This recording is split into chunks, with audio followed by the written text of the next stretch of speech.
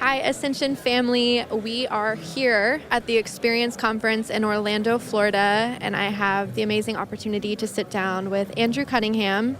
Andrew has been a part of Ascension for the last 7 years, but he is also a worship pastor at First Baptist Church in Nocatee. And we were talking earlier just about life and ministry and as a worship pastor and some of the just pressures and struggles that worship pastors deal with. And I just thought it would be such an encouragement to most of you who are worship pastors, just to hear this and relate to it and just get some tips from him. So we were talking about just unity in the church and how worship pastors can have so much pressure with having multi-generational churches, different preference and genres, and how do you maintain the unity of the church, and specifically in church leadership when you are dealing with all of these different preferences. So, Andrew, what type of advice have you learned from your church and your experience that would be beneficial for a worship pastor to hear about this topic? So our church is multi-generational. We've got a lot of 55 plus. We have a lot of young families.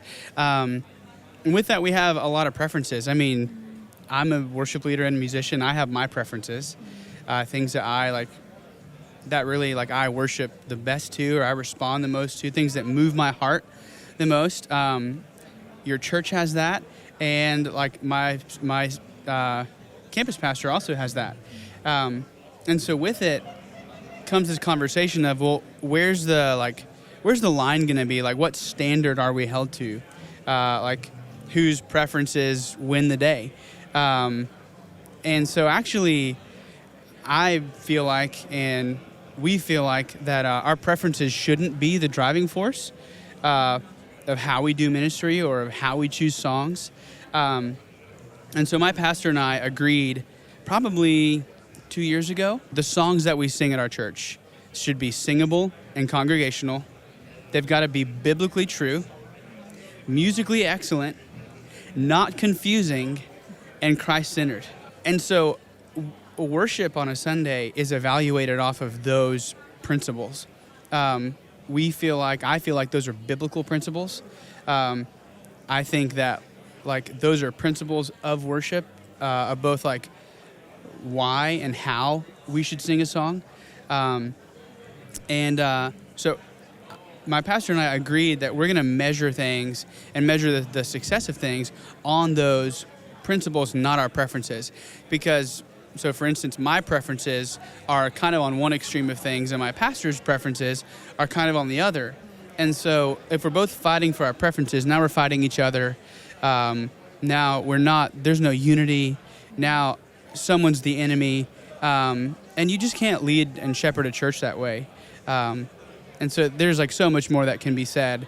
But at the end of the day, we're judging worship, how it is, performance of me as a worship pastor.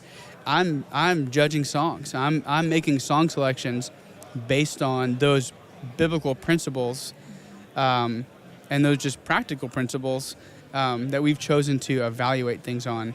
And it keeps me humble. It keeps my pastor humble. It keeps either one of us from becoming domineering or doing things out of a selfish, prideful way just because I want to do it a certain way. And at the end of the day, it helps me serve our church better. Does it take humility and sacrifice? It totally does. There are songs that I would love to sing. There are songs that my pastor would love for us to sing that actually won't serve our congregation and serve our people. And so we just don't do that. Do I wish we did? Yeah, of course. But that's the whole reason why choosing songs and judging things off of principles and not preferences exists, because it keeps that at bay. It keeps peace and unity, and we're able to shepherd our church better. I just think that that's so huge, because what would normally divide you guys, which is your preferences, you decided to not focus on the division, but focus on what unites you guys, and that's the common goal of your principles that you have established together. I just hope that that's such an encouragement to you, to y'all, and now you guys can sit down with your pastors and talk about this. Talk about your common principles biblically and what you will measure your songs based off of. So, Yeah. Cool. Thank you for the tip, Andrew. You're welcome. Thanks for asking. Appreciate it.